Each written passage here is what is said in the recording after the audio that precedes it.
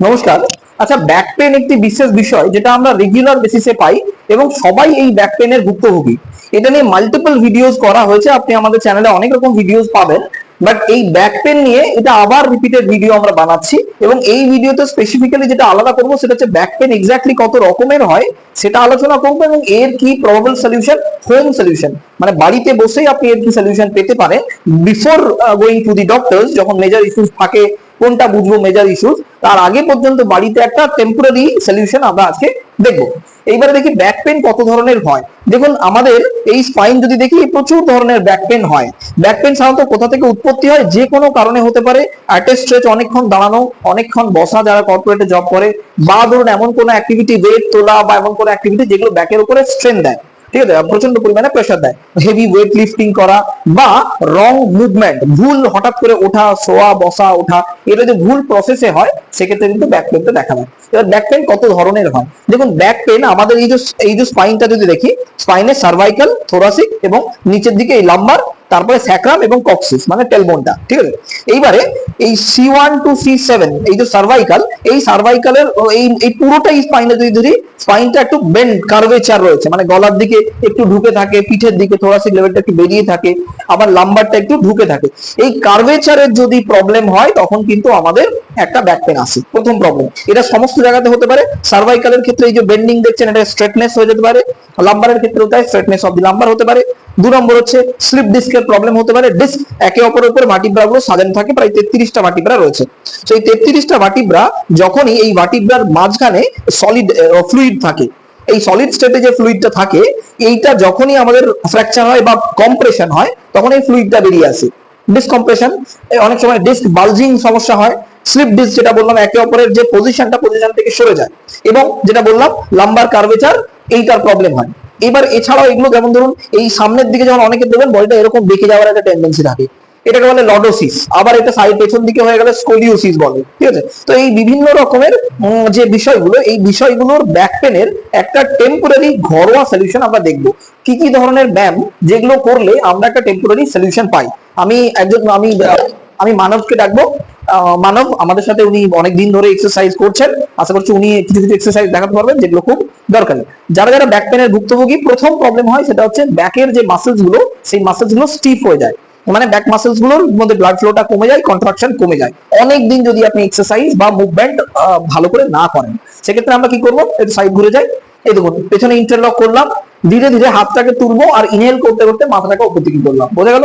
মাথাটাকে ইনহেল করতে করতে উপর দিকে তুললাম, হাতটাকে যতটা পারলাম তুললাম। এই স্ক্যাপিউলা দুটো কুলোর মতো হাড়গুলো কাছাকাছি আসবে এবং এটা যদি দেখি কুকুরে যাবে। আবার ডাউন, এইটাকে আমরা 15 টাইমস করব, ঠিক আছে। এটা 15 টাইমস। নেক্সট যাবো আমরা বসে পড়ি, হামাগুড়ি দিয়ে যেরকম ভাবে বসি, ক্যাট কাউ পোজ। এই দেখুন, মেজারমেন্টটা এইভাবে নেবো, হাতের মেজারমেন্ট এটা থাকবে, ঠিক আছে। আমাদের বডির একটা মেজারমেন্ট হয়, এই যে দেখুন আমাদের শোল্ডারের মেজারমেন্ট অনুযায়ী হাতের গ্যাপটা হবে, ওই অনুযায়ী সেম হাঁটুর গ্যাপ হবে, আর পায়ের গ্যাপও সেই অনুযায়ী হবে। এইবার ধীরে ধীরে আমরা মার্জারাসন, বিতিলা আসন অর্থাৎ ক্যাট এবং কাউ পোজ করবো। ধীরে ধীরে হেডটাকে উপর দিকে তুলবো, ব্যাকটাকে ডাউন করবো। এই দেখুন, ব্যাকটাকে ডাউন করলাম, হেডটাকে উপরে তুলবো, তাতে করে আমাদের স্পাইনটা এইভাবে হলো। এবার উল্টো, ঠিক অপোজিট। এটা এক্সেল করতে করতে আমরা ব্যাক করব, ইনহেল করতে করতে, মানে এক্সেল করতে করতে ডাউন করব, ইনহেল করতে করতে হেডটাকে আপ করব। ব্রিদিংটাকেও খেয়াল রাখবো, ব্রিদিংটাও খেয়াল রাখা খুব জরুরি। পিঠটাকে তুললাম, মাথাটা যত পারো ঢোকালাম, আবার করবো। তার মানে আমরা স্পাইনটাকে এইভাবে একবার মুড়লাম, ওইভাবে মুড়লাম। যখনই এইগুলো করবো তাতে স্পাইনের ফ্লেক্সিবিলিটি আসবে এবং কনজেকিউটিভ যে মাসেলস এগুলো স্ট্রেনথেন হবে, এখানে ভালো করে ব্লাড ফ্লো আসবে, তাতে করে এর যে সেল, এতে আমাদের নিউক্লিয়াসের মধ্যে একটা এনার্জি আসবে, সেটা সুবিধা হবে। এরপরে আমরা যেটা করবো সেটা হচ্ছে লাই ডাউন, শুয়ে পড়বো। এই দেখুন, পা সোজা করে শুয়ে পড়লাম। এইবারে যখনই শুলাম, পা দুটো জোড়ো করে দেবো, হাত দুটো বডির সাথে লেগে থাকবে। জোষ্ঠী আসন, ধীরে ধীরে হিপটাকে আস্তে আস্তে আস্তে তুলবো, আস্তে আস্তে হিপটাকে তুলবো। এই দেখুন তুললো। এই ব্যাপারটা কিন্তু অতটাও সোজা হবে না, আপনার ক্ষেত্রে ইনিশিয়ালি হয়তো কঠিন হবে, বাট চেষ্টা করবো। ব্যাক মাসেলস গুলো খুব পাওয়ারফুল হয়, স্ট্রেনথেন হয় এখানে। এইটাকেও আমরা সেম 10 থেকে 15 বার করবো। ইনিশিয়ালি 10 বার যদি করে আপনার মনে হয় আমি আর পেরে উঠছি না, তাহলে 1-2 ট্রাই করবেন, দিয়ে অন্ততপক্ষে 1-2 স্ট্রেচ করবেন। এটা গেল। এরপরে আমরা যেটা করব সেটা হলো হাফ ব্রিজ। দেখুন, হাফ ব্রিজের দুটো ফরম্যাট আছে, দুটো ফরম্যাটই করবো। পা দুটোকে ক্লোজ করে দিই, যতটা পারি আমরা ক্লোজ করি, আরো ক্লোজ করি। এবারে ধীরে ধীরে হিপটাকে উঠাবো, আস্তে আস্তে আস্তে হিপটাকে উঠালাম, যতটা পারি আমরা হিপটাকে টেনে উঠাবো।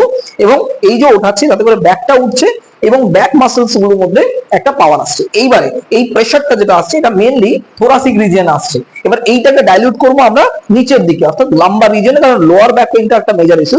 ধীরে ধীরে পিঠটাকে থোরাসিকটাকে লাগিয়ে দেবো, থোরাসিকটাকে লাগিয়ে আমরা হিপটাকে তুলবো, মানে পিঠের মাঝখানটা লাগাবো দিয়ে হিপটাকে তুলবো। তুলবো দেখি না ওইভাবে দেখে, এবার হিপটাকে তুলি পিঠটাকে লাগিয়ে। হ্যাঁ হ্যাঁ দেখুন এটা তো বেশি উঠবে না, অতটা উঠতে পারবে না, কিন্তু আপনার প্রেসার পয়েন্ট আপনি যদি ফিল করতে পারেন তাহলে বুঝবেন ওপর থেকে একদম নিচে চলে এসছে।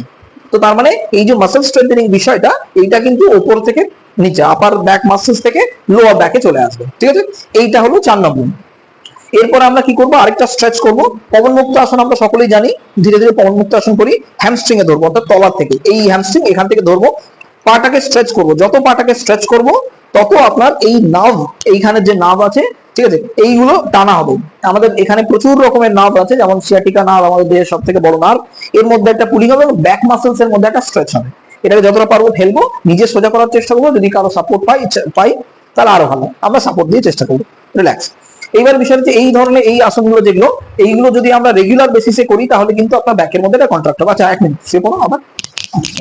আচ্ছা এবার আরেকটা জিনিস দেখিয়েছি, খুব ইম্পর্টেন্ট পয়েন্ট। দেখুন এক্সারসাইজ আধা ঘন্টা কি 10 মিনিট করলেই এনাফ হবে না।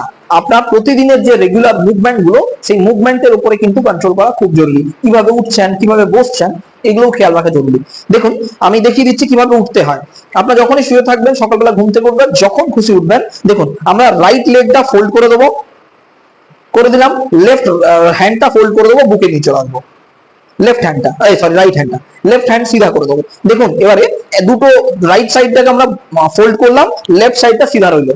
আমরা যদি দেখতে পাই তাহলে খুব ভালো। এবার ধীরে ধীরে আমরা একদিকে রোটেট করব, এটা ঘুরে গেলাম, হাতটা পেয়ে গেলাম, ডান হাতটা মাটিতে পেয়ে গেলাম, এবার বাম হাতটাও পেয়ে গেলাম, ডান পাটাও পেয়ে গেলাম। এবার আস্তে আস্তে হাতের সাপোর্ট দিয়ে ধীরে ধীরে উঠবো, সাইড ঘুরে উঠবো। এটাতে করে কি হবে, আমাদের কখনো কোমরে প্রেসার লাগবে না। এই ব্যাক পেনের জন্য সব থেকে ইম্পর্টেন্ট বিষয় হচ্ছে আমাদের কোমরে একটা প্রেসার লাগবে, সেই জন্য আমাদের এই ব্যাক পেনের সমস্যাটা হয়। তাই আমরা সবসময় চেষ্টা করব যে আমরা ওঠা বসা সবকিছুতেই যতটা সম্ভব ব্যাকের মধ্যে প্রেসার না দিয়ে অ্যাক্টিভিটিগুলো করা। রেগুলার অ্যাক্টিভিটিতে যদি আমরা চেঞ্জেস নিয়ে আসি তাহলে কিন্তু আপনি ব্যাক পেন একটা খুব মেজর ইস্যু, একবার এলে লোকে বলে যেতেই চায় না। তো এগুলো যদি করতে থাকি তাহলে আপনি সুস্থ থাকবেন। আশা করছি আপনাকে সঠিক ইনফরমেশন দিতে পারলাম। কারো যদি এই বিষয়ে কিছু বলার থাকে আপনারা অবশ্যই কমেন্ট বক্সে লিখুন এবং আমাদেরকে ভিজিট করুন। যদি নিচে দেওয়া নম্বর থাকে তাহলে সেখানে কল করুন। এবং এই ধরনের প্রবলেম যদি মনে হচ্ছে যে আর কন্ট্রোলের মধ্যে হচ্ছে না, সেক্ষেত্রে আপনারা আমাদের যোগাযোগ করতে পারেন। ভালো থাকবেন, সাথে থাকুন, সাবস্ক্রাইব করুন। Thank you so much.